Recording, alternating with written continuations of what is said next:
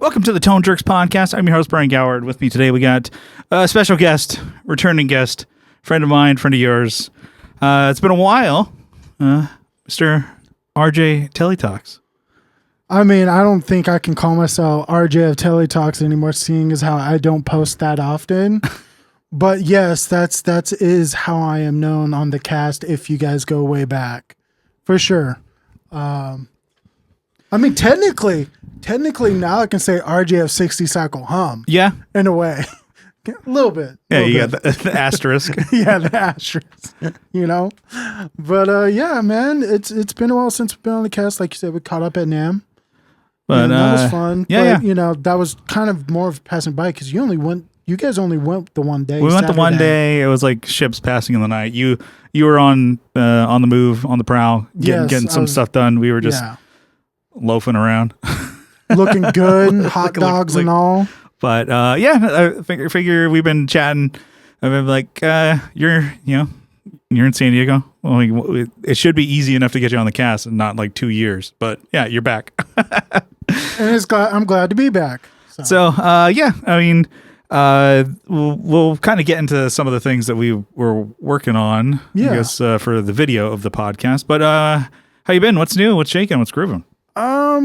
You know, kind of like I hinted at, you know, I've really focused in on editing for other guitar YouTube channels now. Mm-hmm. So right now I work specifically with Ryan and Steve of 60 Cycle Hum. I do all their shorts, short editing, you know, for socials and for the YouTube feed. You got to feed that algorithm. Oh, yeah. Keep them relevant. I basically just do little breakout clips of the podcast, you know, things that I think are funny and stuff like that. And then also I do video edits for Jason Mays of Play Jason and Working Class Music, specifically on his channel, not on Working Class. And it's been a blast. You know, those are the two guys I mainly work with, talking to a few others about working with them. But yeah, mainly just doing editing now. So are you editing just the shorts, or are you doing like a longer format, like somebody's whole video? So for Jason, I am doing the full video. Okay. I do his demos. So like, I guess my most recent one would be, actually the last two were Seymour Duncan pickup. Okay. Yeah. Demos. Specifically, he just did the new silencer pickups for Jazzmasters because he's a Jazzmaster guy. He's offset guy. He's an offset guy. So it's got the new silencers, which is like a kind of like a 3 humbucker design, but the two of them are not actually there like producing sound. They're just there with the magnets to like cancel out the hum. Oh, okay. That you would get of a single coil. So in theory, it sounds like a Jazzmaster pickup without sounding like a fake humbucker. Yeah. Or getting more of a humbucker sound. Yeah. And then before that, he actually got a pair of custom shop done, and I did that one. I also got to do, which I thought was a lot of fun, Old Blood Noise, the stereo Black Fountain that came out. That's a cool pedal. Oh yeah, no, that's a long time pedal that they've had just in mono. Now it's stereo with control over both delay sides. It's pretty sick. Yeah, we were chatting before recording. I'm like, I feel like I'm just out of touch with gear nowadays. I'm like, things that I look and pine over are like, remember this stuff from the 2000s? You know what? I was very much in the same. It's something I joke with Ryan a lot. Is like, now that I'm back into this whole like gear world and like doing and editing videos, like, and working closely with the 60 Cycle guys, like my gas has definitely increased. My only benefit is I can literally go to Ryan and be like, hey, I'm taking this home. Yeah. So I don't actually have to buy anything. But then the problem is if I really like it, I'm like, yo, Ryan, you don't need this. How much do you want for it? Well, I've been catching up some of his videos. My favorite one recently is just like, I love him. I can't get enough of them. Studio tours. Yeah. I've been there to his studio, the garage deal. And like, even just, I'm like, Well, we've been there, but I still like watch his video. I'm like, Yeah. I like the behind the scenes shit. I like how he does that. He's like, he's got. Well, now he's in space. Yeah. He's on a spaceship. I saw him before he blasted off. Now Yeah. he's on a spaceship, and he's having fun up there. Yeah. I got to help design some of the parts of the ship. It's pretty cool, you know? Yeah. No, the new set redesign, I think, just looks so cool. Like, in the fact that he's like leaning into it with like the intros of like the ship that he shot and stuff like that. It's so cool. But yeah, no, it's, I think the gas, for me, it comes and goes. Yeah. For a while, and I've, talked about it on the podcast. I'm done. I don't need anything. I'm done. I'm like, I think I'm going to sell my amps. And I'm like, well, I think I might buy some more amps. Yeah. So for me, I've the way I've managed my gas, honestly, is Beano. No. I'll be here all day, folks. Thank you. I mean, we set the lighting up for trains. Like, hello. Boom, boom, boom, boom.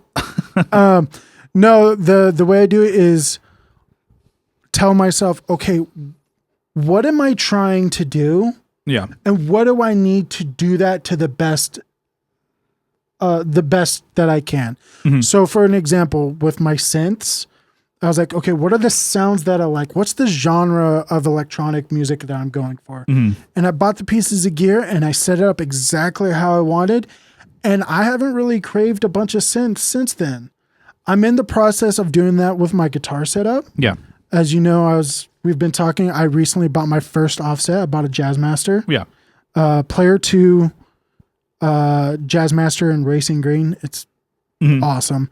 And I blame both Ryan and Jason because they're both like super duper offset guys. I was like, I want one of those. Yeah.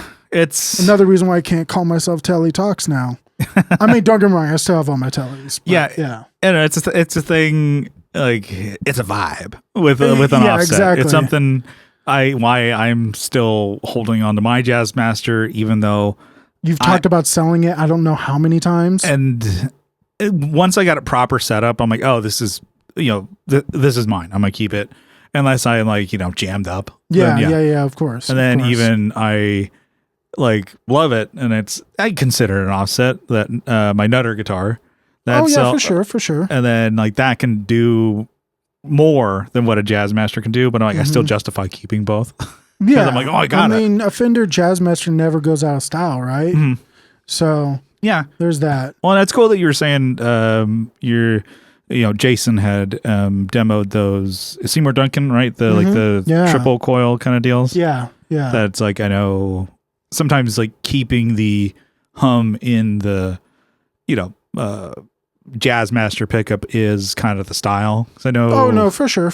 Like especially if you get like an older Jazzmaster, it might, once you start throwing on a bunch of gain, it can become microphonic, which in and of itself, if you're playing on stage, especially with the genres that are known for offsets like shoegaze, like you want that feedback, you want that hum, you want that noise. It's part of the vibe, y'all. Yeah, part of the vibe. Or if you're playing something and but you just happen to like that guitar, you want it to shut up. Yeah. So it's pretty cool that you can kind of get a Jazzmaster to do a bunch of different things. For sure.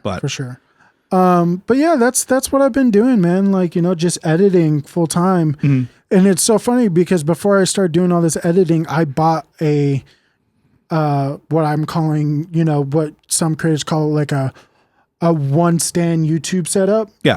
So like it's a stand that's on casters that I put my main light on, I put my camera on. And so like I can plug up my computer to it for like live streaming. And I can move it around. Like I can have sets wherever I go. And I had planned on, redoing the channel. Then I just started doing all these editing gigs. And now I'm like, I don't really have time with adulting and a real job, like a full-time job and editing. So, and that's like, I hope to get back to it soon. Yeah, no, totally. And that's one thing too. You kind of I don't know if you fell into it or it kind of came on to you that you're like, oh, I'm good at editing. And so other people are like, I'm good at it. I'm sufficient. Whereas people are like, and to be fair, also guitar YouTube, very low barrier to entry when you have to have quote unquote editing skills. Yeah. You know? You definitely see the ones where it's like, I've seen some, I couldn't call them out even if I wanted to, where it's like really nice lighting and you can tell they have a nice camera and like a wall of guitars and shit behind them. Like it looks nice. And it's like not like, you know, like done with like a cell phone, but it's like they have multiple angles and shit like that. They forget to cut. Yeah. They miss the cuts of like, Yeah. okay. Yeah. So anyways, you know, we're going to be talking about this pickup today. We're going to be talking about this pickup today. I'm like, you forgot to cut out the first part, bro. You know who's a masterclass in just videography and editing? And I got the privilege to hang out with him and get real nerdy about all camera gear. Mark Johnston. Yeah.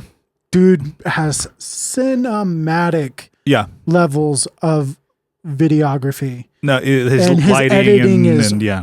Well, so that was the thing. Lighting, as we're going to probably talk about here in a second, like is a big part of today's episode. It was so funny. I went to his little private event they had at, I think it's called Rival and Sons.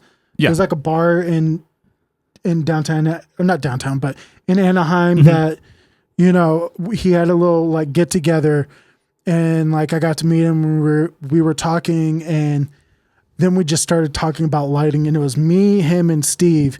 And about 30 minutes in of us of Mark going into talking about tube lighting and his new tube lights, like Steve just is like, I'm out. Y'all are fucking nerds. Yeah. And like he just walked away. Surprised like, it took 30 minutes. It wasn't like well, because I think he was gonna try to like interject and like change the topic of the conversation, but like Mark's pulling out his phone. He's like, yeah, so through the app I can color temp by just taking a picture of the object, and since it's RGB, like it will match it identically. So like I did it with the Walrus Chi pedal, and like it's got that peach color and like teal and stuff, and it was well, cool. there's certain things that people just, you know, I mean, there's so many, the word creatives, you know, there's so many different types and things that you can be into, and multitude. There's Venn diagrams of it. Like in my band, I'm into, like, you know, you could say videography.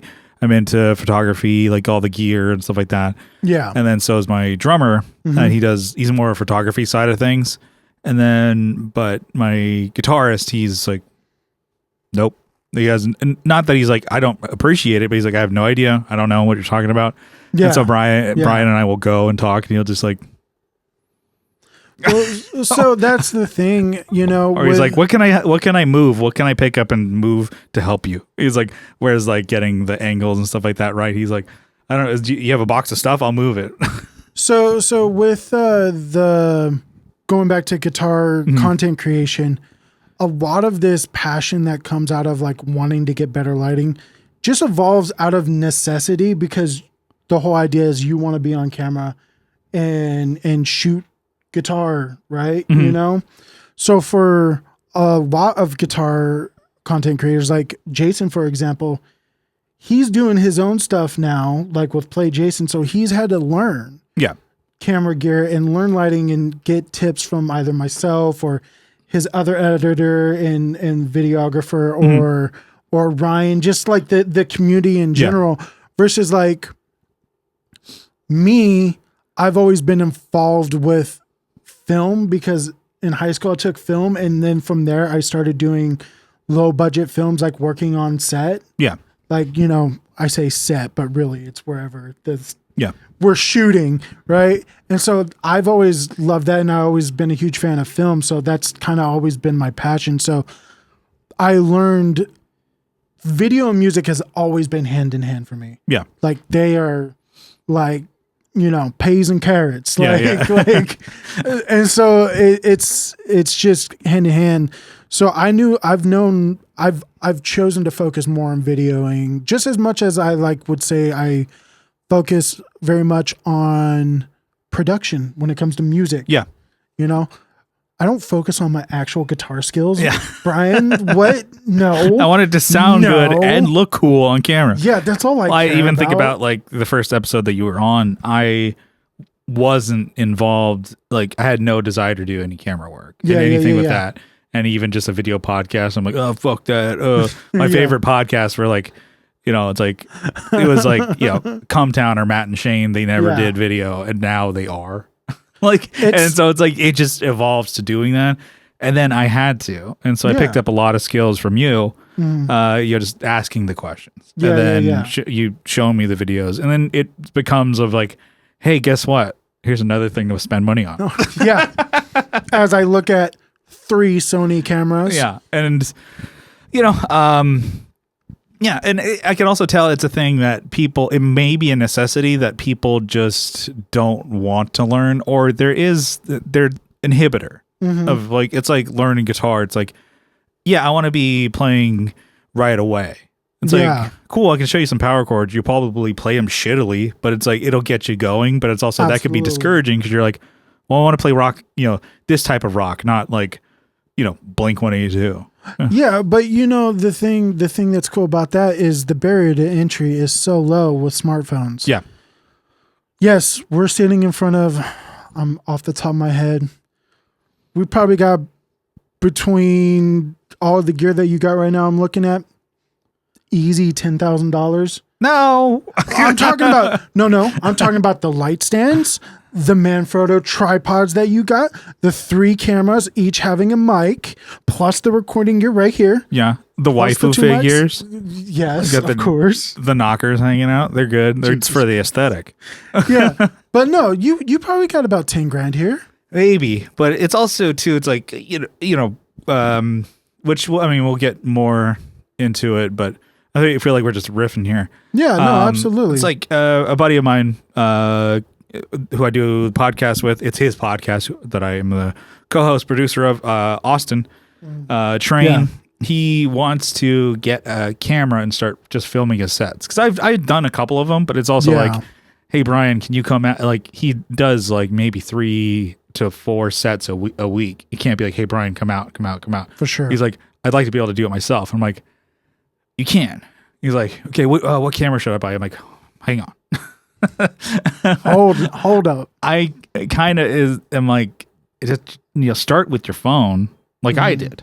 I started with at the time it was the latest greatest thing. It was iPhone 11 Pro.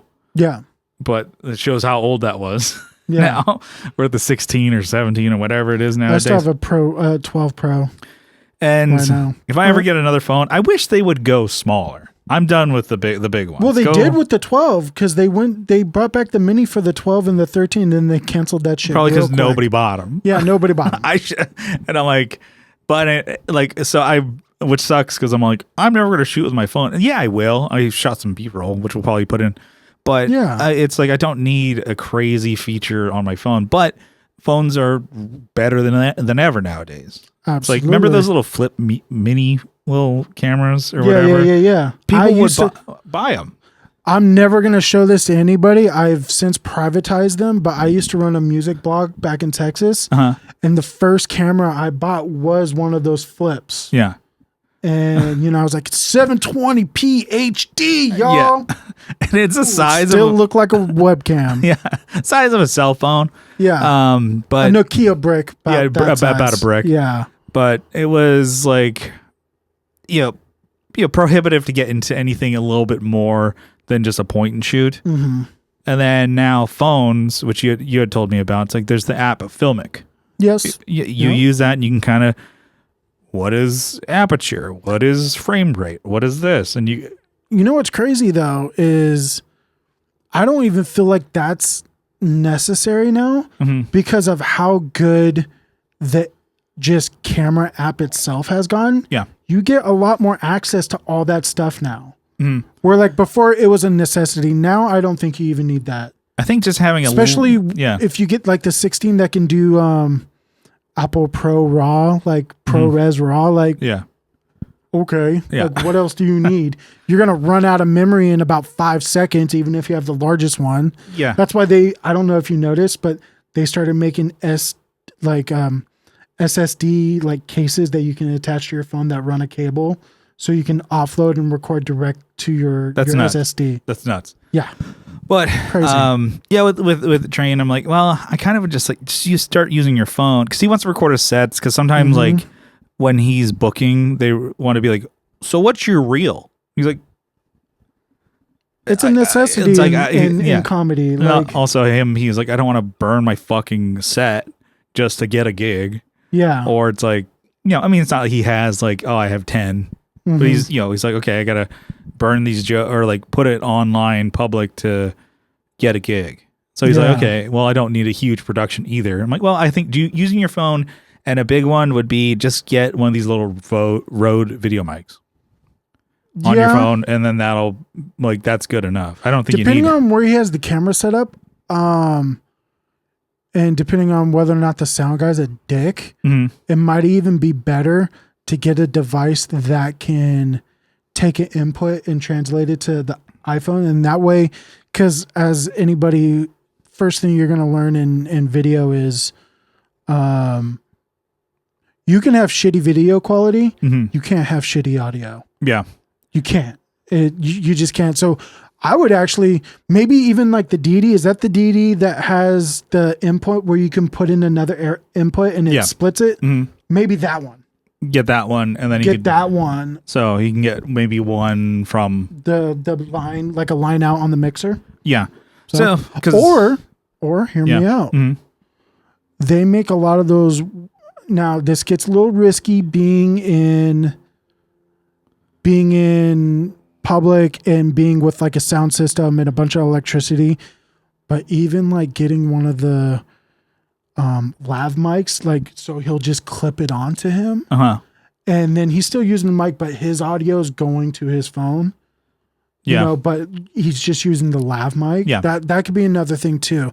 And if he doesn't go cheap, he can get the one that's internal, has internal recording. So if something does cut out, he can still cut to what's internal and then just sync it in post. And then it's also too like, he's not super. He doesn't have any like video editing, skills. Not that he couldn't learn the audio skills, no. And so I'm like, okay, what's the easiest? To me, I'm like, the phone with just the Rode hooked up to it, you're going to get better than without the Rode. You are going to get better without the Rode. And then I don't know how much better, but you are going to get better. And then even if it's just clips that I'm like, oh, I can put it on my social. And then, because they love crowd work. Instagram loves crowd work, even though it's like he's like, what about material? No. So that's been my biggest thing, is like all these recent comedians that have popped up, that specifically popped up and broke out because of their crowd work. You watch their specials that they got because of that crowd work. It's not funny. They're not funny. They don't have actual material a lot of times. It's one, like, it's Kyle hates the guy. Big J. I don't think I know him. Big J Okerson. He's seen him live, and it's fun to see him live because he does the crowd work thing. Yeah. It's like, and then, but if you're watching it, like, he has a special where it's crowd work, and I'm like, but either way, but that aside, I was thinking of like, well, what would be a good beginner camera? To me, I think the beginner camera is the phone. The beginner camera is the phone. The next thing I would go up to is maybe like a really good point and shoot. Really good point and shoot. So we're talking about like, give me a second here. I'm trying to think off the top of my head. Canon has one. I forget what it's called. The other one that comes to mind is the Sony ZV-1. Not the 1F. The 1F has a fixed lens, and it's 20 millimeter. You want the one with the zoom. It's a little bit more money, but you'll get that zoom. And I'm assuming he's probably setting his camera up in the back, next to the sound guy, and he's got to cover that distance with him, and that would probably be the best. Because I want to say, like, because what's the Sony that you have? You have the... I have the Sony ZV-E10. Yeah. I don't even have the Mark II. I have the Mark I. Yeah, and I've seen, the videos you've done, they look great. The photos you've done are great. And it's also because, you upgraded the lens, but you'll know what you're doing, too. Yeah, know what you're doing is a big thing, watching hours and hours of how to set up your camera. And not just set up your camera, like... because that's what they tell you do. Like actually experiment, because it doesn't always work out that way. Yeah. Like you need to know what ISO is. You need to know what an f-stop is. You need to know these things, how to set your color temperature and things like that. And then, like I didn't even, so for me, when I bought my camera, I didn't even buy the kit lens. I bought the body only. Yeah. Cause you knew you weren't going to want it. I knew I wasn't going to want the kit lens. And I was like, I'm going to buy one lens that does 99% of what I need to do, which is what you have on this main one, which is the Sigma 18 to 55. Yeah. 2.8. 2.8. So that fixed aperture. So you can still get that blurry background enough. You know, it's not like their older model, which is like or their prime lenses, which are like a 1.8, which is insane, you know, cool, especially for the price. And then it's, learning your camera and then eventually knowing the features and stuff like that, which, I haven't brought it up yet. But my 6700, my newest camera, I've had it for a year, so there's no excuse. I didn't know it had an HDMI out. Yeah. We were setting up this whole shot with all these lights, which we'll get to in a second. So we kept having to get super close and like, oh, is that little monitor? The monitor is like the size of a Post-it. He's like, yeah, man, I can't plug it up to HDMI because it only runs through USB and I'm using that to charge it. And I'm like, bullshit. Ryan. Yeah. Bullshit. And I go over there and look, I'm like, hey, did you ever open up this third compartment at the bottom? Oh, look, there's a mini HDMI port. Yeah. But, so it was like we could have hooked it up. Know your gear, folks. Hooked it up to a bigger TV so we didn't have to run back and forth. But anyways, it's, learning your features of your gear. Absolutely. But, yeah, I mean, and I think it's just kind of the prohibitive side of it is, it's like you get it, and you could even be like, cool, I got the camera. I don't want to, I'm pissed off that I'm not getting results right away. I don't want to use it. So another example is just yesterday, recorded off the rails. Train had a guest, so I brought all my shit over to his place, and the comic that he had on was like, oh, he's looking at the cameras like, man, no, these are nice. I'm like, well, yeah, if you're just looking at it, you're like, cool, that's a killer camera. I'm like, well, it's not it's not a full frame. Yeah, you little bitch. It's not an FX3. Nobody knows. Nobody fucking knows. You put a mic on it and people are like, oh, it's like, shit, you're pro, dude. Yeah. Oh, you're little. You got the little circular things around the lenses. A lens hood. you put a lens hood on. You're like, oh shit. No, for sure. I get it. And then, so to me, I'm like, oh, I just put those on. I saw a video once of like, oh, if you're outside, it might help a little bit, but also if the camera drops, you have that bit more protection. Sure. So I do it all the time now. I do that too, but also I use for my shots, because I like a super like moody shot. I actually have a Polar Pro short stash filter, which is a Pro Mist and a circular polarizer. Yeah. Which is cool because at the end of the day, don't get me wrong, it's not a cheap filter. There are more expensive ones, but it's like still $100 filter.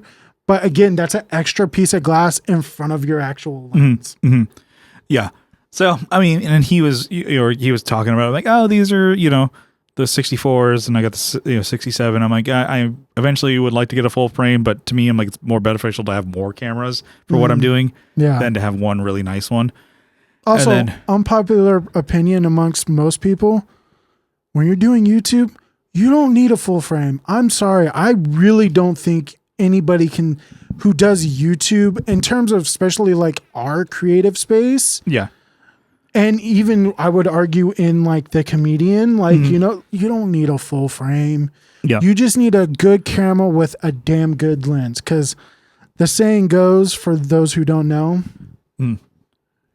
you date your camera, you marry your lens. All right. Yeah. You're in the Sony system. You can use these lenses. They've had the E-mount system for 15 years now. Yeah. All the lenses I have, you could use on your camera. Yes. The lens that you have, you could use on mine. We could borrow lenses. We haven't done that yet, but I'm like, we could. Well, we have the same lens, so. I got the 16, which I love that lens. Yeah. I fucking love it. And I'm bummed that I don't use it as much as I it's could. Too wide, right? For you? No, like for this shot here, like the middle one. Sorry, listeners. This might be more of a video one to check out on YouTube. Subscribe, y'all. Come on. Yeah. There's a reason why he's doing it on video, because it's a necessity. Go show him support and get on that YouTube. The middle one. So with RJ and I in the middle here, I'm using the Sigma 18 to 50, and so I normally have it just wide open to 18. But you're like, oh, let's zoom it in a little bit. It's a nicer shot. Yeah. And then we did angle it a little bit. So, but I could use the 16 there, but I'm like, oh, then I couldn't zoom in. Yeah. And then 6700. Are you shooting in 4K or 1080? Just all 1080.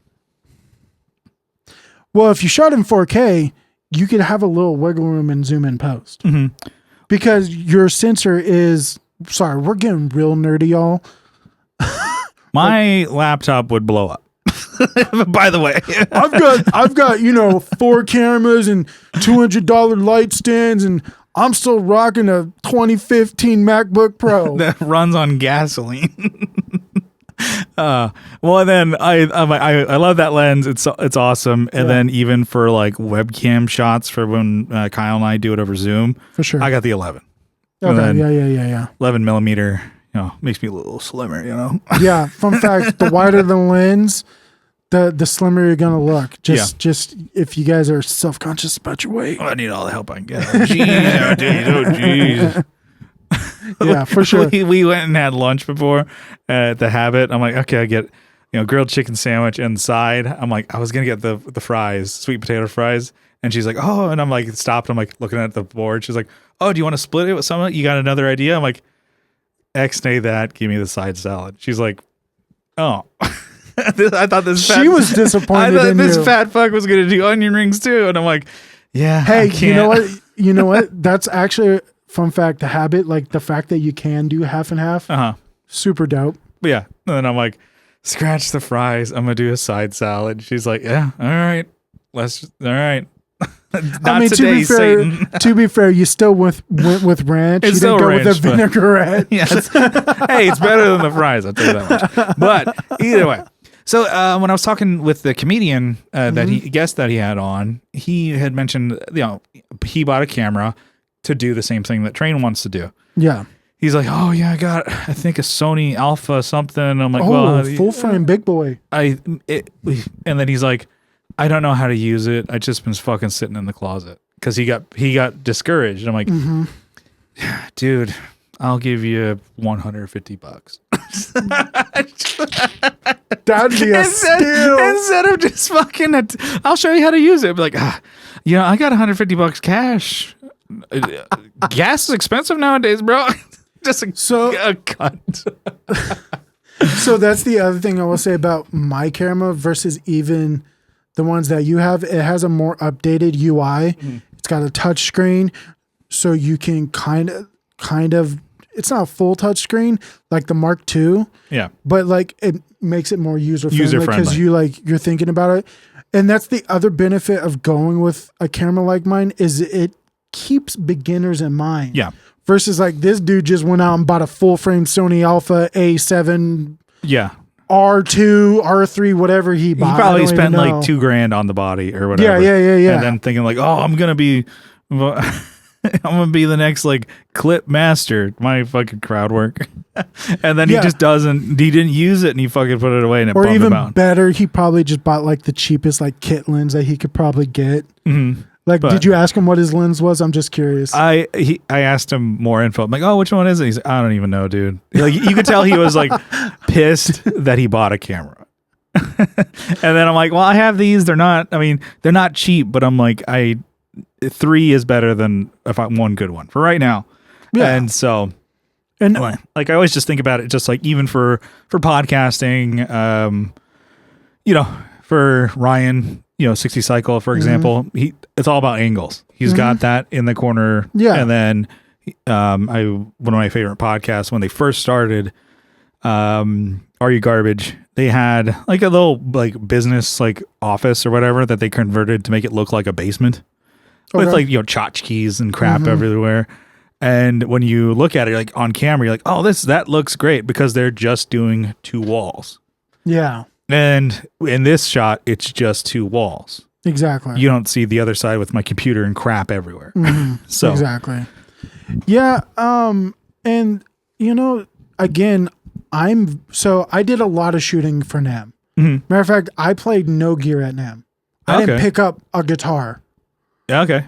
I didn't plug into a pedal. Yeah. Because my job there was to shoot content for Steve of 60 Cycle Hunt. Yeah. And that's all I did. And with that Working being said, for a living. yeah, exactly. You know, like, and with my sub $1,000 camera and my sub $1,000 lens, probably both looking at brand new, which you can get used, still looking about like 1,200. Plus I had a DJI lav mic. Honestly, man,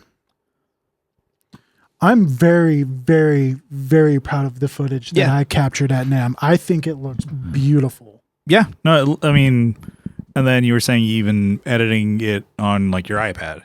Yes. So I do have a MacBook. Yeah. I have a MacBook Air, but it is a M2 MacBook, so it's still smoke yours, Brian. Yeah, yeah. So don't let that Air fool you. Don't let that Air name fool you. That's fully capable, but I also have an iPad Air, and I've just gotten so used to editing on that because I did start on my phone. So I edited it on my phone. And I bought that one program, and I've used it for the last 10 years. And it's not a subscription, so thank God there. So like I bought it for $30 10 years ago, and I still get updates on it. But yeah, the iPad Air, I use it to edit Play Jason and in 60 Cycle. Sometimes for Play Jason, depending on what I need to do, I do need to bring it into like Premiere. Yeah. Right? But for the most part, you know, because you know what? I'm a lazy fat piece of shit, and you know how I edit? I'm laying up in bed with my iPad like this. Yeah. And I'm just like, I got the TV, got some Law and Order or something that like I could just passively listen to. And I'm just sitting in bed editing. I literally did a clip this morning like that. Yeah. Before I came over here. And, you know, you don't need the biggest, baddest like system, rig, computer, whatever to do it. But, yeah, I know I had somewhat of a point, trying to segue your gear, learn your gear. Yeah, segue into this, but so RJ, you know, we were talking, and so I wanted to improve the lighting that I have for this set or whatever you could say for when I do off the rails, and eventually having guests come in for Tone Jerks. And then not to exclude Kyle, but you know, he's out in Texas, so he could do, you know, the Texas version and get guests on over there. But I'm like, for here, I'm like, okay, what can I improve upon?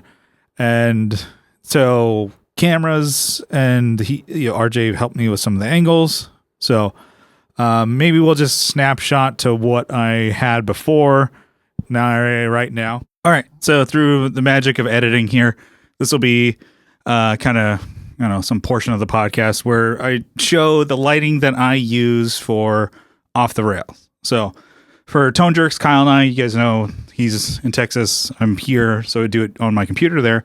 But with Off the Rails, I'm doing it in corner of my bedroom studio.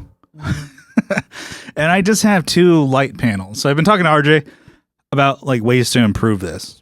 So I don't know, what do you have like critiques kind of off the bat? Not really. I mean, you're working with what you got. I think the only thing I would do is, if you don't want to invest into a larger light at this time, is like really getting something on the backdrop, right? Yeah. Yeah. Backdrop and probably a hair light to get some separation. You know, Brian likes to wear a lot of black. Yeah. So you just blend in with your like gray, like dark gray wall. So I guess listeners of the podcast, if you haven't ever watched the video, so it's like dark gray, and then I have black sound panels. Yeah, gray is the color of the day. Yeah, girls, not gray. I mean, I'm doing the same. I'm doing dark gray and black. It's a minimalist thing. Yeah, absolutely. There was a Matt Diavella. That's what we're doing. Yeah, exactly. But that guy's gotten so swole. Have you seen that? He just posted like my daily workout videos. Yeah, I'm like, you're insanely swole now. Talk about a hunk, huh? Yeah. But anyways, so there's things I want to improve upon this, and RJ had mentioned he had gotten a light recently, so maybe we'll. I mean, yeah, that and what you had mentioned is things that I want to do. Maybe key lights, or not key lights, but hair lights. Yeah. It's really, those are just separate from the background. Exactly. And then, if you're a beginner, I think maybe we'll preface this in the beginning too. It's like, you don't need all this shit. No, you don't need 3 cameras to do a Brian, podcast. I don't even have 3 cameras, and I now kind of do stuff like this for a living on the side. So you're making money. You're making money doing off the rails. It's a passion project. not to mention, all 3 of your cameras are way better than my single camera. So, yeah. And then we'll go back to the podcast with the different lighting. Yeah, sounds good. Here we go. And we're back. Okay. So from the beginning of the podcast to now, you can see we've added really just 2 extra. We have 4 lights now. So we added one completely different one, and then a couple. What are these like? Yeah, it replaced your other one. Yeah, to be clear. So a key light, one major one changed. So this is RJ's. Coming from this side. Yeah, 60 watt deal. Yeah, so it's a small rig 60 CB.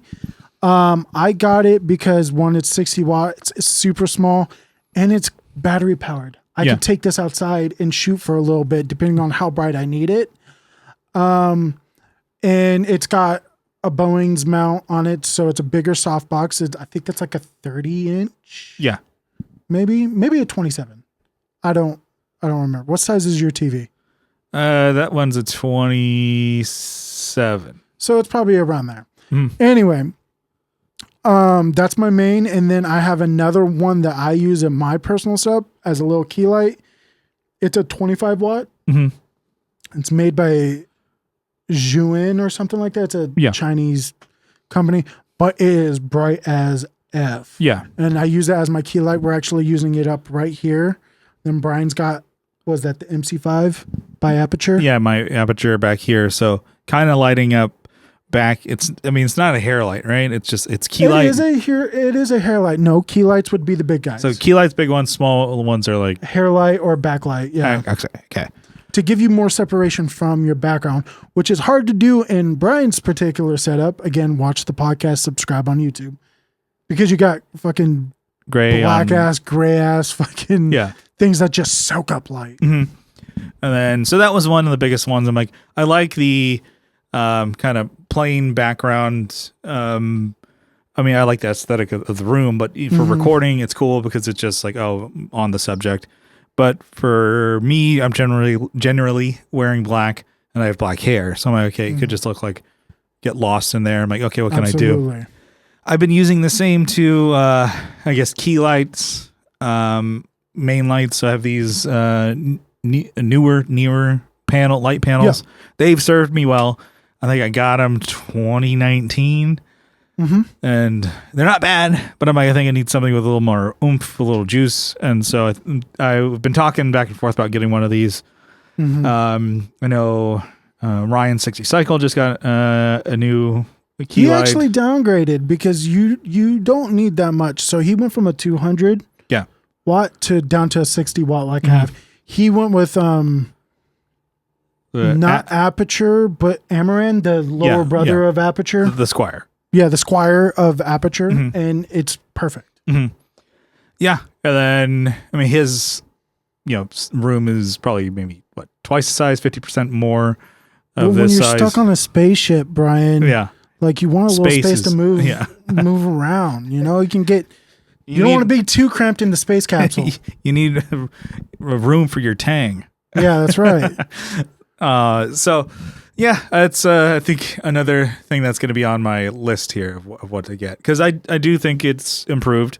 Or I think you were saying it's different. It's different. I don't know if it's improved. We worked with what we had, because that's the other big advantage or big advice I give everybody. Work with what you got. Yeah. Like, learn it to its fullest extent. That way you know what you actually need. Like, you know what you need to upgrade once you've learned everything that you possibly could, versus just going out and buying it because you watched one of these terrible content creator YouTube channels. They're like, 5 things you need to make videos. And it's just so they can get the affiliate links and sell you stuff. Yeah. Because they come out with one every 6 months. Yeah, or it's like just buy product, get excited for next product. Yeah, It's exactly. Like, it's give me something I can use. Like I Yeah. got I'm not getting rid of them, but I got the fucking use out of these panels. No, absolutely. And, even just for me, like that quick one that we did, pan away shot or whatever from the first, that like lights head on is what I was doing. And so Yeah. you're like, okay, well, maybe a more, Go up and go down. yeah. And to me, Angle. I never thought about that. Yeah. Because when you go straight on like that, again, it could look like a spotlight, right? This gives you more like, as if I know we're indoors, but sun, if you're thinking of like natural lighting, if you're outside, sun's not like this. The sun doesn't come forward. Yeah, It the comes sun's down. coming down like this. So always kind of like play with your lights like that. Yeah. And so that's one thing for me. I'm like, okay, so I got the cameras, I got the lenses. Not that I can't buy more cameras and lenses because I probably will. But lighting is the next thing for me. It's like, what can I do to improve this? I'm like, And I would argue before you go out and buy yourself a new camera, continue to use your phone and buy better lighting. Lighting should be if you already got a camera on your phone and you got a mic, like a $60 Rode mic or one of these deities or a lav mic, the next thing that you should absolutely buy is just good lighting. And good lighting will last you a long time. And the best part is good lighting these days is not super cost prohibitive. no. I talk to some content creators out there who, they're always asking me like how to up their game, like guitar gear, like Yeah. content creators. And I'm like, go buy a light. Yeah, but the light's like $180. I'm like, bitch, I know you just bought a $300 guitar pedal. Shut the fuck up and buy a new light. And the thing is, the phrase has been used for many things, but it's not a sexy purchase. Yeah, it's not. Because also you're like, a light? Yeah. Are you fucking kidding me? But that was one of the first things that I bought. Yeah. I think because I bought the little camera cage for my phone, put the Rode mic on there, and then had a tripod, and then I used just lights I had in my room. You could tell the difference. Yeah. That's like, this is not that great. And then when I finally bought these newers, it made a huge difference. And Absolutely. they were like $200 for the whole set at the time. They're now like $120. Yeah, They just keep going down in price. It's because COB lights or fuck me, what does COB stand for? Chip on board. That's what it's called. Chip on board. And it's referring to the LED chip. Yeah. They have become so cheap now. Yeah. And so efficient. Like my whole lighting setup, and maybe I'll send you a clip of how I light myself at home, just so you can put it in here. Yeah. But it's that light right there. I think that light total, because I bought the bigger softbox, was like, I got it on Black Friday. I waited for a sale, got it on Black Friday, $180. Yeah. And then the light I used for my key light, that was a $70 light. For what I do, a single person thing, not interviewing anybody, that is all the lighting I need. I have a couple other small little lights that I bought for like $20, but they're just RGBs, and I added at the background to make it like colorful and aesthetic. Yeah. And then, but yeah, I think the lighting is probably the next step up. Audio, like you said, is important. 100%. And people, maybe musicians and people listening to this, they're familiar with that. They know their DAW. They know how to capture sound and stuff like that. So for me, the way I do it is I have mics on all the cameras, but what we're using is the Zoom that's captured with these microphones here, the Sennheisers. And even then, it's like, okay, what could I do to upgrade the sound for this? I guess I have some sound treatment up. That helps a little bit, the carpet and shit like that. Sure. But, it's like, get the SM7Bs. I'm like, really, you're not going to notice that much of a difference. We've done it before where I used an SM57 and then Kyle used an SM7B. Barely tell the difference. No, for sure. And I mean, I guess the only thing, and it doesn't even go back to the audio quality that you could do to make it better, is if you want to get the hairy mics out of the way, like you do lavs. Now, a lot of content creators don't like lavs. Like I know Ryan from Six Cycle, he refuses to use them. Like he doesn't like, he's like, that's not something I want to rely on for long form content. Yeah. So I can respect that. Yeah. I can respect that. But again, it all depends. I probably have to use them more. I've never gotten them to sound that great. No. And considering that you still have a audio form of this podcast, and I assume you do it with Train too. Yeah. Or Off the Rails, I'm sorry. Yeah. To where this still makes sense, or SM7B or 57 still makes sense. But if you're like working in the visual medium, then yeah, sometimes lavs are cool. Yeah. And I think maybe it's just more EQ or something with it, because it always sounds, and maybe my positioning too of the mics have always just sounded thin. Whereas no, for sure. But when's the last time you also tried a lav? The last one, and then this is also something prohibitive, was the car ride back from NAMM. I used a lav on Kyle, and that beard didn't help. Yeah. So, and what lav was it? It was a Rode. I think, I don't remember which the Rode. It was a wired one. So it wasn't yeah. So that's the other thing is like lavs have come a long way as well. The wireless ones. The wireless ones have come a long way as well.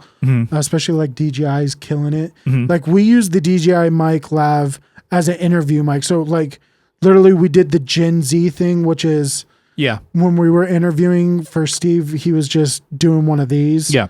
You know, this little thing about this big. Yeah. We didn't even put on like a looking like mic holder or anything.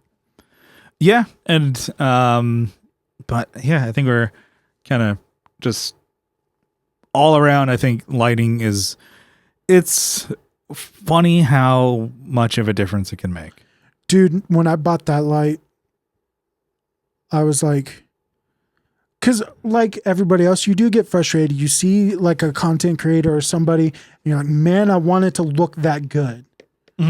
And you would be absolutely shocked how much of that look just comes from the lighting.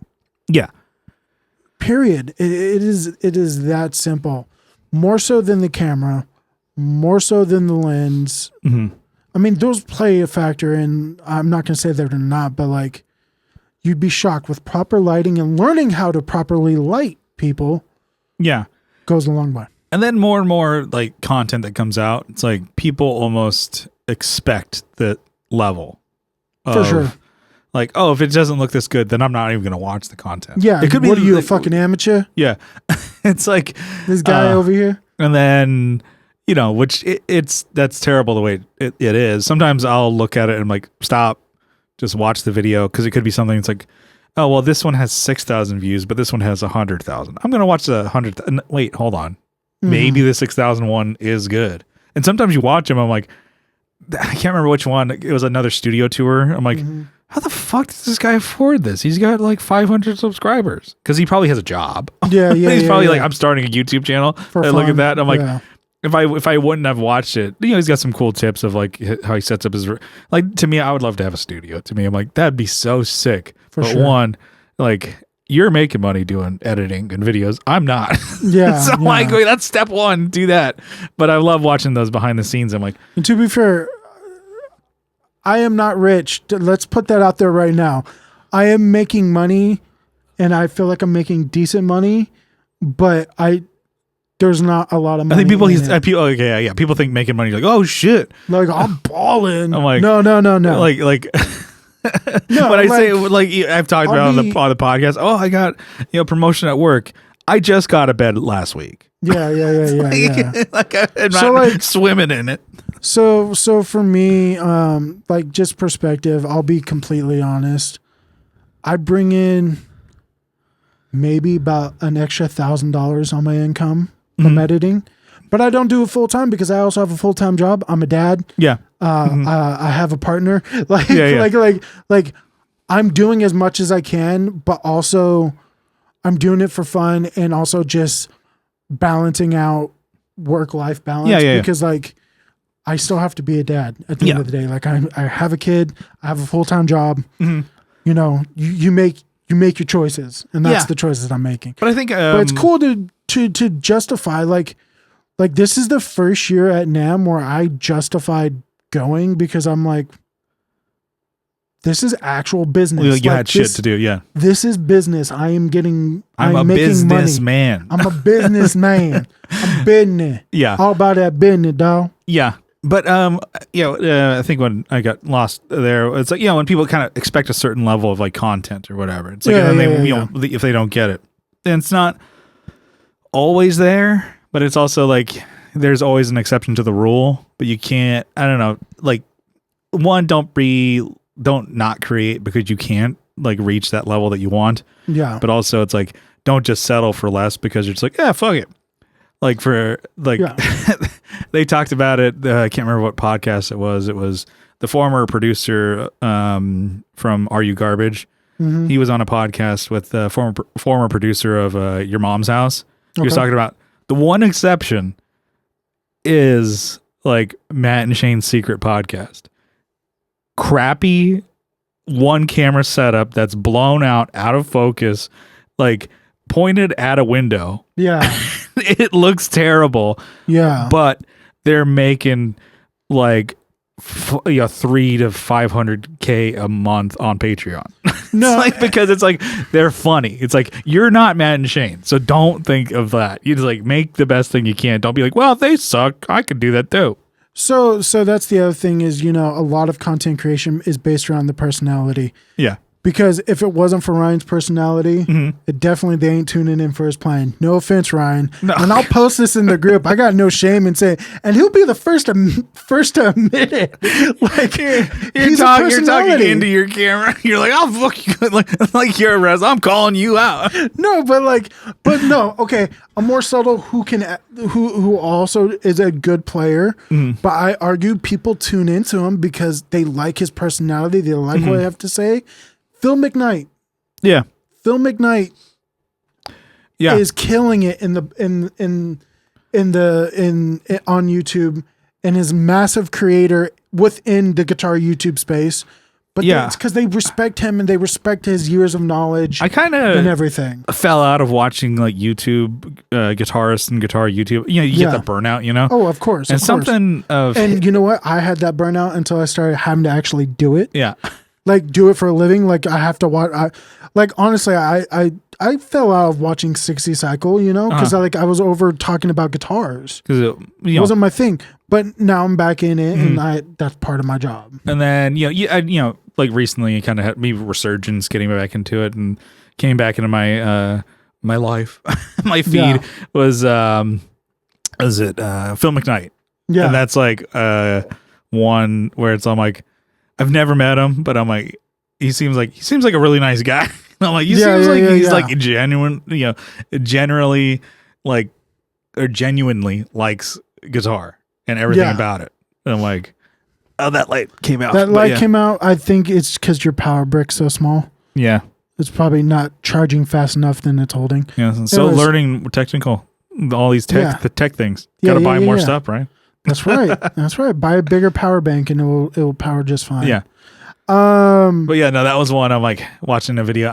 Him kind of just going through a guitar. I can't remember what guitar it was, but just kind of like taking it apart and looking at it. I'm like, oh, this is different than just like, here's the knobs. He's not doing a demo of a pedal. He's like, like from a guitar. I think he used to own a shop and shit like that. Yeah, he did. He used to own a shop for many years. And then he started doing YouTube more and he got out of the shop.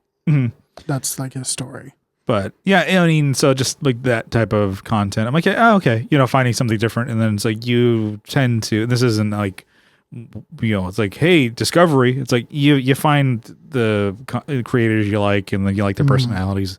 Absolutely. And that's usually what you gravitate towards more than like, oh, I love Walrus stuff. I can't wait for, everybody to talk about it. I'm going to watch every Walrus video. It's like, no, you probably watch the ones that you like.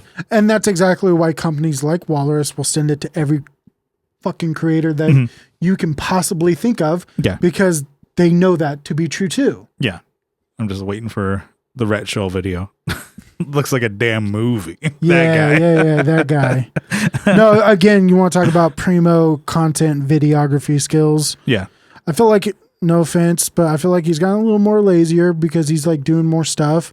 But like back in the day when he'd like do like the intro songs more so, like not just sitting at his studio desk, like it looks great.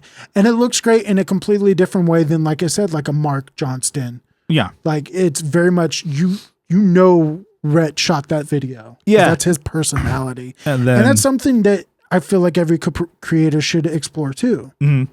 You know? And then it's been done. I think RJ Ronquillo's done it before, but Rhett Schill does like the touring kind of vlogs or whatever. It's like him playing live, and I'm so ready to rip that idea off of him. Start playing live again, or going on tour. I mean, you do play live. We play live, and I'm not even just the tour vlog thing, but it's just playing live and having that as part of like a video. And I'm like, man, like just the way it's shot and stuff like that. I'm like, just like, I could do that. We could do that. So like just something different for the band. Cause it's like, again, I have a band. So it's like, create content for that too. You have a podcast, create content for that. And I'm like, God damn it. Well, so I've actually had this conversation with like people who are creative types. For example, is like, if you want to make it, like, and I'm not saying be super rich, but if you want to do like what I'm doing or like other content creators, like it's not enough to be in a band anymore and just like do shows. Yeah. You have to do video.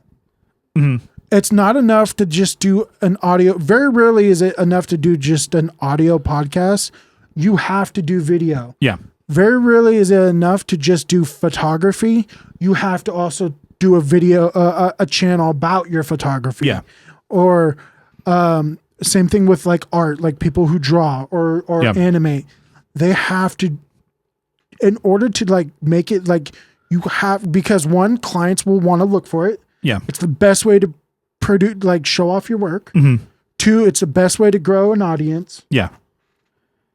And it is a necessary evil within being in the creative space, no matter what kind of creative work you're doing. Yeah. I think I've like fell out of that because I don't know if like Tone Jerks, I want to do the demo kind of thing route. I like the idea of doing vlogs of just like, talking about something, but who knows? I mean, I have no excuse of like I don't have enough cameras. I can do it. And I just got to figure out what I want to do for the thing. I didn't like doing the pedal demos.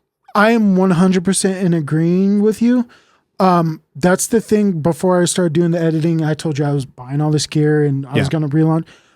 I refused to go back to wanting to demo stuff because I don't want to feed that gas.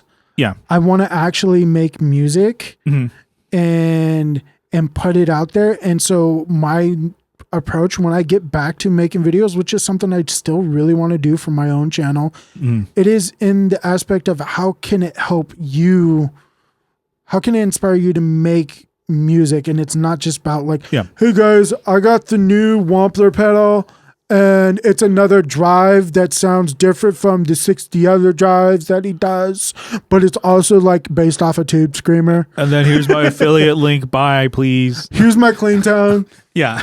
No offense, Ryan. Where it's keep me employed. No offense, Jason. Keep me employed. But which is like that's just not something I want to do. No. And it's like you said, not to like every creative, because even doing those type of things, and even like let's move it away from guitar to like so that we're not talking about anybody particular, but it's like talking about like Well, you scared that I'm gonna get you canceled by calling out Ryan? Because I do watch these other videos too, where it's EDC. I'm like, oh God, I love me an EDC. You want to talk about some beautiful cinematography, like the top-down shots? Yeah. I see that's why you got all this wood around here. Yeah. I know that's why you got all this wood, because you like that EDC aesthetic. That desk I want to like sand down and give it a dark, dark stain, and I'm going to do that too. High gloss on that one. Wood everywhere, baby. But I'm like, okay, talking about like EDC shit. I'm like, to me, I'm just like, fat, like, it's like, here's a Leatherman. Somebody has fucking 12 of them. I'm like, well, I need one. I'm like, I should probably also have one for my car. Yeah. I got to put one in the gig bag. Hang on. I have 3. Cause one on you, one in your car, and one in a gig bag. Exactly. Yeah, consumerism at its best, y'all. This is America. In my car, I got the beefy one because, like, what if, you know? Yeah, what if? And then I have the because you're gonna MacGyver that fucking hose that came undone. I have the curl that I carry on me because it's got a clip, and then the Skeletal because it's the smallest one. Keep it in my gig bag. I have 3. As soon as you said that, I'm like, wait a minute. Colin, I knew it. Is there another camera in here? Are you watching me? Because you know what? I've fallen down the same EDC. Like for and when you get to use one of those tools, you feel justified as like shit, don't you? You feel like a god. Yeah. Exactly. I could be your hero, baby. Somebody's like, is there any wire cutters? God. Yeah, I exactly. Just cut that bitch. Exactly. No, like, you want to talk about, my keys are over there, but I got, little flashlight on that bad boy, I got one in my car. Mm-hmm. The next purchase, it's not EDC, but have you seen those new, they're like battery powered to where you can jump your car, but also it works as like a air pump and it's completely wireless. And you just put in whatever attachment. I'm like, I need one of those for my car. Yeah. I got jumper cables, but no, I need that one. Yeah. So because if I'm by myself, I don't have to ask somebody for a jump. If I got a flat tire, I can pump it up. Well, I'm watching those videos and then they do the cinematic shots and it's all looking good. I'm like, yeah, damn, that looks good. My bottle opener sucks. It's just all consumerism, but I don't even know where the hell we were going with that. But we went down EDC, baby. We're having fun here. I get it though. Like, just it's like I kind of like some things can just be like a glorified commercial. I don't want to make content like that. I got to figure out what I want to do. Yeah. So like one of the things that I want to do topic discussions. I want to like. I am very minimalistic, so like that plays a big part into except me for being having 3 Leathermans, but yeah. I don't have 3 Leathermans. I have one. I have 3. That's you. I wear all black, and I'm a minimalist. Yeah. How's your Ridge wallet? It's good. I still have the Ridge. But yeah. So like, minimalism plays a huge part into how I create and how I want to create because of the limited space I have. Yeah. And also I just love the idea of like today I came in with what I could light myself the way exactly like I want it. And I walked up here with one small bag. Yeah. And a light stand. So the rig that I carried for Off the Rails yesterday, I went to Austin's place.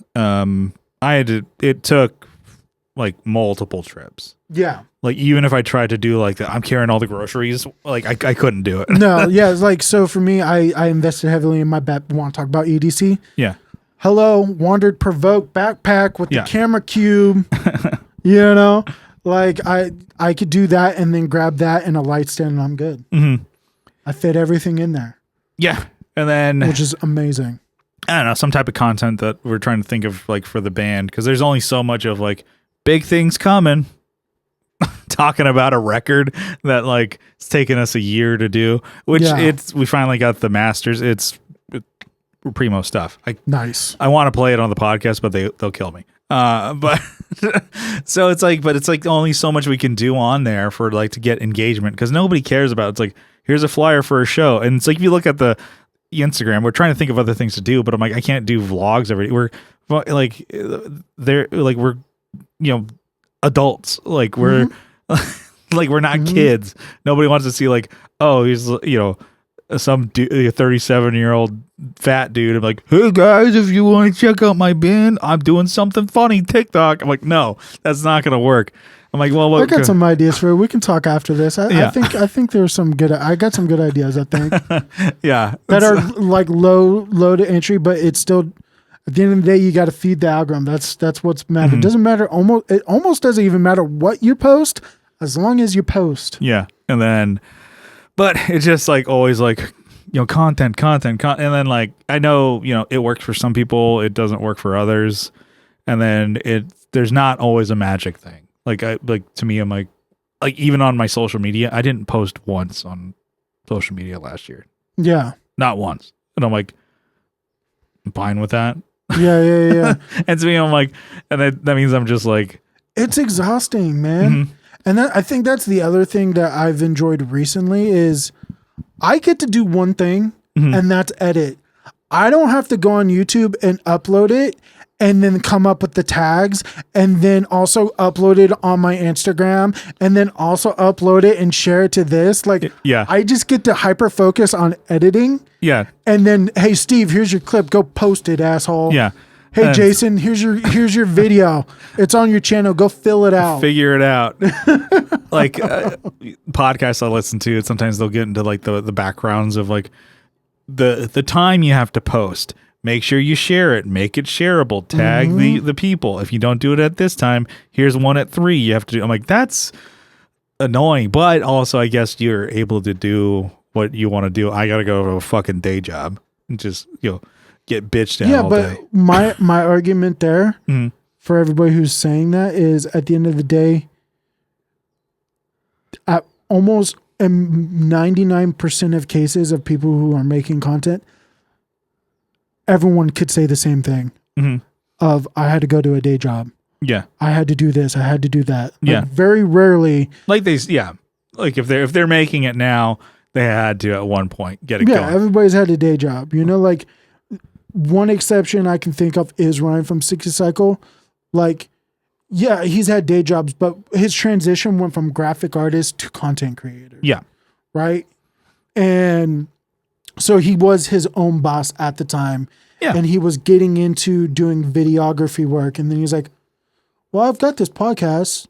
Maybe I should start doing YouTube videos too. Yeah. No, I mean, and then I guess I've talked to him before and he's had day jobs and we're like, commiserating about like working for companies where it's like we're a family. I'm like, okay, yeah. Okay, we're a family. Yeah, and I get it. Me, like I said, I'm a dad, so I have to obviously prioritize raising my child, and so like I get and honestly in that way, because I tell everybody like I only have enough time for one hobby. Yeah. And thank God I do, because at the same time, I'm not falling down rabbit holes of like I have friends who are like, oh yeah, like this month, like for the next 3 months, they're like, I'm really into like RC cars. So I've spent like $2,000 in like RC cars and like there's different kinds. Like, do you want to do track racing? Do you want to do drifting? Do you want to do like off-road and ramps? Yeah. Like, and then like a month later, they're into like, I don't fucking know. Well, something else. And then, we see it as like not enough time for our hobbies, but also think about it. People probably listening to this podcast are musicians or fan of music and stuff like that. Some people don't have any hobbies. Could you imagine that? Just to just be like, I don't know what I like. I don't like anything. Yeah. It's the same. I've talked to people like that. I'm like, it's the same thing where like, I don't understand people who are not into music or into film. Like you can be one or the other. Yeah. Like, or you can be both, but like to be like, yeah, I don't watch movies. I don't listen to music. Like, I'm like, what do you do? Like, what do you do in your downtime? I don't understand. That does not compute. Unlike me, I'm starting to become a movie buff. Yeah. I know. Thank God. Finally. I saw American Gangster. Yes. A double feature this one day. And The Departed. Okay, that's solid. Those are good movies. I like them. Unpopular opinion, I'm not a huge fan of The Departed. Okay. Just saying. But no, when you told me that like on your vacation, you're like, yeah, I'm just like binging movies, man. You got any recommendations? Yeah. I was like, yeah. And that's one that people love. I have a list that it's so long. Who are just giving me you've showed me. It's even longer. But I'm like, it's great. But I don't know I can't remember if there's anything else I wanted to bring up. I mean, yeah, just for the audio listener, even if you catch like I'll put maybe a timestamp between my old lighting that I was doing with Off the Rails and then this current one that we're doing. Check it out. You got anything to plug, RJ? Nothing really. Just, check out 60 Cycle Hum. Check out Jason Mays of Play Jason. My good buddies over there, because, supporting them helps support me. There you go. Hopefully we'll post my own stuff soon, but, yeah, just go out there and make something if that's what you want to do. No one's saying you have to be clear, but if it's something that you want to do, just do it. Yeah. Just do it. You don't have to like break, the bank to do it. Don't lose your ass. But no. Yeah, no, I think that this was fun. It was like loosey goosey, but yeah, I appreciate it. Yeah, we got to make this like a more regular than 2 year kind of thing. 2 year, yeah. I'm down. I'm down. This was a lot of fun. I'm down. Yeah, let's I guess maybe I'll punch Kyle in to do a Patreon plug here. But support these guys on Patreon. And again, this is a video podcast now. Go watch it. Go subscribe. We're on YouTube, so you can watch this. And then we have a Facebook group. Join the group. Instagram, getting a little bit more traction on there. I'm kind of getting back into it. Yeah. Both of those, actually all three of those are linked in the description, as well as our Patreon. You can support the show for as little as $1 a month, but if you double down for $2 a month, you get an extra episode every week. And if we happen to miss some on the main, we catch up and get them on the Patreon feed there for $2. I think they're a great deal because you're able to sell episodes on Patreon, and the lowest you can go is $3. So $2 and you get the whole shebang. Get out there and download all of them and then cancel next month. All right. So just for the support, we're gonna give you a huge shout out, Kyle. I think I'll punch him in here. And then hi, Kyle. Hey, Kyle. Yeah. I got Andrew Walsh from Andrew's Alcove and Red 4, his synth project. I got Abe Newman, Michael Newman, Nicholas Payson, Nicholas Ogburn, Doug King, Joe from the Like Mind Network, Masters of the Cinematic Universe, and also the Just Surprise Me podcast. I like Kyle. You got the fucking turbo mode on because you know there's dogs waiting. There's a dog waiting, sweating on the fucking grill for me. Get an Oscar Mayer for me.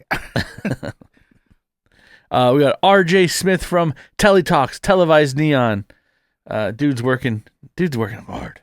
Mm-hmm. He's working hard. And hardly working. Oh. Jamie Davis, Johnny Ray, Steve Rao from 60 Cycle Hum, Kevin Equits from Equits Guitars, Cole Schneider from the band Night Tides, Alvaro Viramontes, Brian Nutter of Nutter Guitars, Mel Chipson of Chipson Guitars, Sean Arbo from Gun Street Wiring Shop, Sean Fahey from the band Shadowhounds, Sean Wright from Lollygagger Effects, Juan Ortiz from Tone Hungry Effects, Mike Oxbig, thanks for asking, Denny Whacked It, Zach Hale, thanks for asking, Scott Hamilton from the Effects Loop podcast, Thanks for asking, Matthew Fenslaw, Matthew Davis, Chase Stevens, and Pete from over there. And then hi, Kyle. Hey, Kyle. Kyle, dude, real quick, sorry. Kyle found this Facebook post of like some amazing synth gear. Like this guy must have been selling his whole collection. He just posted because him, myself, Will, Andrew Walsh, and Jason Fuzzmugger are in a synth group chat. So we're always posting stuff. He found some amazing finds. Also, he just got a PV Bandit.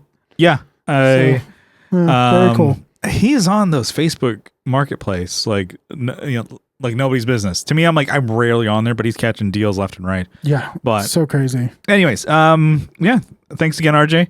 Thank you. Thank you for listening. We'll see you next time. We love you. Bye-bye. Peace.